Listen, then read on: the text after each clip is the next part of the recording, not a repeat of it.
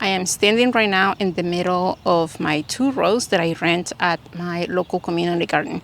And you guys, my gosh, things are thriving here.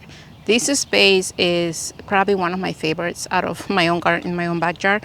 Things are definitely thriving. The rain, the heat, both have been helping. And the fact that this soil is just amazing, it makes for really healthy plants. So today I'm just going to take you along and show you what I have planted here, some of the things that are coming from seeds, some of the things that were transplanted from seedlings. I do not think that I can commit to do this video on a weekly basis, but at least once, twice a month, hopefully I can show you around the community garden and show you how quickly the plants just thrive.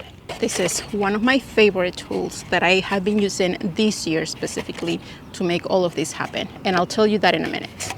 As I mentioned, I do have 2 rows here. The rows are approximately 4 feet wide by 45-ish feet long. And I have 2 paths in between. They're my responsibility. I need to make sure that I keep those clean and weed free. This space is honestly, it's huge. It's a lot of space, a lot of growing space. And right here on the left side, I decided to have this row entirely for dahlias. And I do have plenty of dahlias here. I can't remember the exact number, but I'll put it on the screen because I have documented exactly how many varieties I have here, how many plants of each variety. And so far they're doing great. I do have Hortonova there already. That is the netting that I am using for supporting all of the dahlias.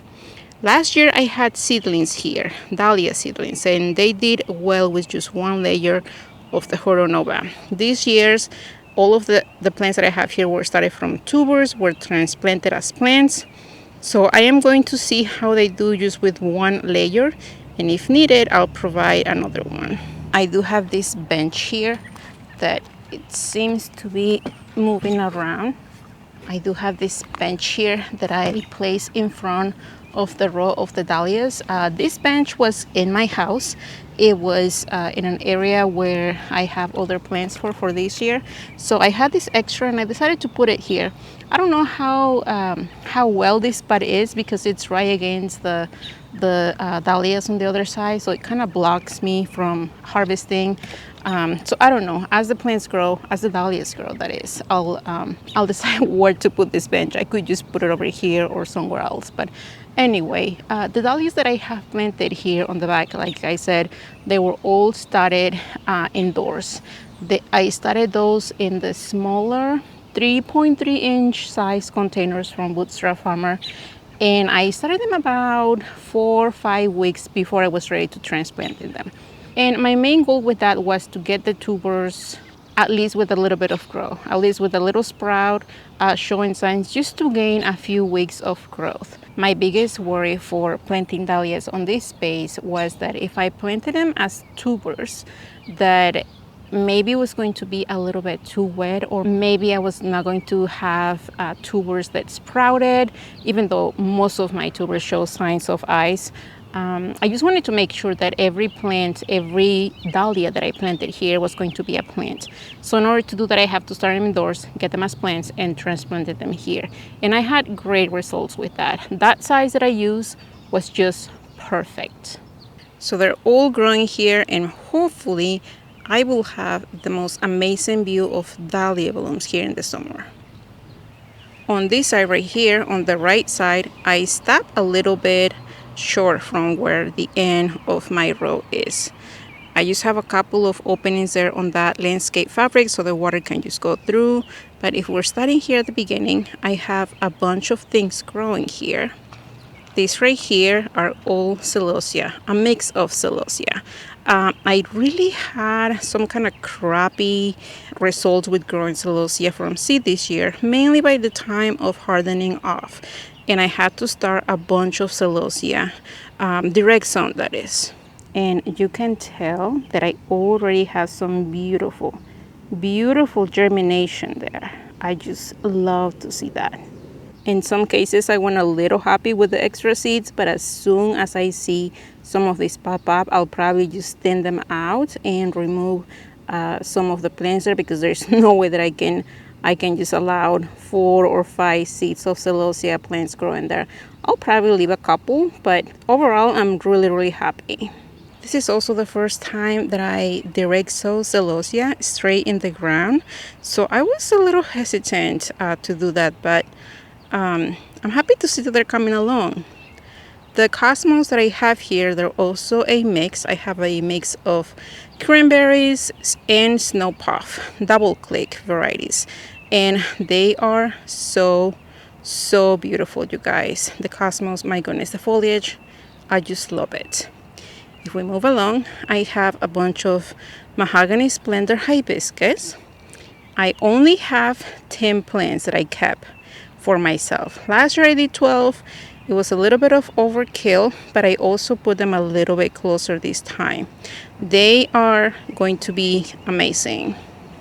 Moving on, I have a whole area of zinnias. These are the Queen Lime Orange zinnias, and these were direct sown probably about a week, 2 weeks ago, and they are coming up already. Some spaces I was sad to see that do not have any germination happening, but most of the holes here have 1, 2, 3, 4 plants. I am going to be doing the same thing, probably thinning out.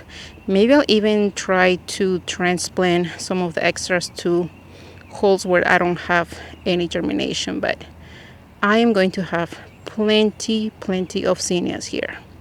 This next spot right here is celosia. I do have to come in with this because I can see the weeds are definitely trying to take over. And the celosia that I have here is also a mix of different varieties. I have to be honest, celosia was kind of crappy for me this year. It grew well, it germinated well, but during hardening off, they really struggle. Now, I normally have plants that do not like the hardening off process, but celosia has never been one of them. I don't know if it was just the varieties that I grew this year. I'm definitely keeping note. That way I can keep track of them for next year. And right over here I have a bunch of zinnias. These zinnias were started in 2-inch soil blocks, and these are the unicorn zinnias from Floret, and I am going to be loving them. I'm hoping that this variety just blows my mind. If there are anything like the pictures, I am going to be very happy. Using landscape fabric for this spot right here has also been a really nice thing, because the weeds here will be taken over if that was not the case. And I have a bunch of T-posts that I use to go around the edge of this growing area, and I have 1 layer of Horonova. And I think that for every flower that I have on this row, 1 layer of Horonova is going to be plenty. As soon as the plants start growing through the netting, I am going to be raising the layer up just a little bit. That way they all hold really well. Hopefully you are able to see clearly on the video this beautiful arch that my husband built for me. I mean, I help a little, but this is basically made with 2 pieces of the cattle panels, the 16 feet long cattle panels, and they are being held by 2 T-posts. These things are not going anywhere. And have a bunch of zip ties holding these arches. And I have a couple tomatoes there on the front. I am not growing my tomatoes here this year. I just had those extra, so they went there. But for the rest of the cattle panel, I have banana melons. I have other type of melon that I can't even pronounce. I have Kajari melons and more banana melons. Now, one of the things that I'm noticing is that I am not having very good germination with some banana melons that I planted back here. I only have like literally 3 plants out of the 6 that should be here. So what I'm going to do is I am going to bring other type of melon seed, and I am going to direct sow in there. That way I have plenty of usage for this space, because I just love everything that this place could potentially be for growing melons. Now, I wish that I had the space to grow melons at home in my small backyard, but I don't. So this year, I am trying a bunch of them here, like plenty of melons. So fingers crossed, and I can show you a video harvesting a bunch of those. Now I am right underneath the arch, and I just want to show you how I don't have any landscape fabric covering the floor of this space, mainly because it's a small. It's about 8 or 9 feet long, and it is easy for me to weed it like really quick, a few minutes here and there each week, and it's free of weeds. But that's also the case for my dahlias next door, and I already see lots of weeds happening over there. The way that I was going to be planting these dahlias, and if I chose to have landscape fabric laying the floor for protecting against the weeds, it was going to be really difficult for me to plant. Especially some of the plants were slightly larger. I had them in larger containers, so I decided to skip the landscape fabric, and I knew that I had to be constantly here weeding. And I know that's the case. I don't know if you can tell from the video, but there is a lot of weeds in between the plants, and that's definitely something that I'm going to have to work on. Maybe even hire my kids to spend, half an hour here, half an hour there, just weeding this spot. Another reason why I decided to skip the landscape fabric here was because at some point I want to start doing a lot of fertilizing for the dahlias. They love that, and even though I added a bunch of amendments to the soil here, I added some leaves last fall, I added some compost, I added some extra goodies. I think that I made a video the last time to show you how I did that. Even though it has a lot of nutrients, at some point the plants are just going to want more. So having the landscape fabric last year, I just kind of guessed a couple of times when I was fertilizing which plants were getting which. So this way I can use spray, I can use water with a watering can, providing fertilizer for each plant, and that way I know I can somewhat control the amount of fertilizer that they get. But I'm also not the greatest at handling landscape fabric and growing this way. This is only my second year in this community garden, and everything that I do here as far as growing the plants, like using the rows and using teapots and all of that, this is somewhat new to me in this setup. So I am just learning as I go as well.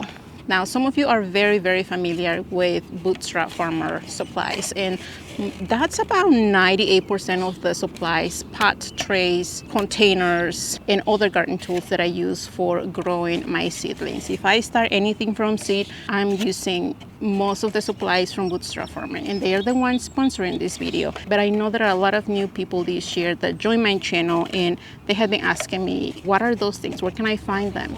I am going to add links below in this video and somewhere along the screen where you can find all of these supplies. I highly recommend that you look into the tools that they have for growing seeds specifically. And for me this year, this 72 cell tray has been a game changer, mainly because I am starting a lot of varieties, a lot of quantities of one thing all at once, and these have been a savior. Let me give you an example. My Crospedia that I started in the small, very small 3/4 inch soil blocks, they grew very well, and by the time that I was getting ready to pot it up, I just used one of these guys, and it was so easy. I just dropped the little soil block and I let it grow, and by the time that I was getting ready to transplant those guys outside, which was earlier in the year because Crospedia is a cool flower, it was so easy for me just to handle these guys like this, grabbing everything by the side, not having to worry about having different smaller sections or having individual pots. I did that for Crospedia, but I also did that for so many other things. I am getting ready to order a bunch of these because this is definitely a game changer for me. If I can use half of a tray or even one entire tray full of one variety of flowers and just handle them and organize them like that, it's an easy choice for me. Check their website, choose your favorite colors, and you're welcome. I am honestly really excited on how things are going to be growing here this year. Last year, it was a huge, huge success for me growing things at my local community garden. And I was actually surprised last year to hear how many of you were renting space at in your local towns or cities. And it's always great to hear what other people go through with community gardens, with renting space. If you are one of those people, let me know in the comments what your experience has been, what you like most about renting space at the community garden, or what you like the least. If you could change something, what that will be. This year I decided to just jump in and take more of a role of a organizer slash behind the scenes volunteer for this small community garden, and I have been loving it. I really enjoy helping in any way I can, helping with the plants or helping set up their space or talking to them about how big that plant or this plant is going to get. It is really very, very satisfying work, you guys. If you have the chance to volunteer your time or help somebody who maybe is just starting in gardening, I highly, highly recommend it. I know some of you are going to be asking about these little terracotta pots on top of my teapots. Why are they here? Do they do anything? They really just provide eye protection for me. When I lean over, when I am ready to harvest something, this thing is easy to miss like this. But if I have a pot there, it's less damage. So right now at the end of May, beginning of June, this is really what my community garden looks like. Everything is newly planted. Things are just popping up that were direct sown. They're germinating. There is growth, but not a lot of growth. I'm hoping that I can do these videos often, every 2 or 3 weeks. That way you can see just how quickly things grow here. This spot is in full, complete sun all day long, and the plants just love it here. That's it for this video. Enjoy your day, and I'll see you in the next time.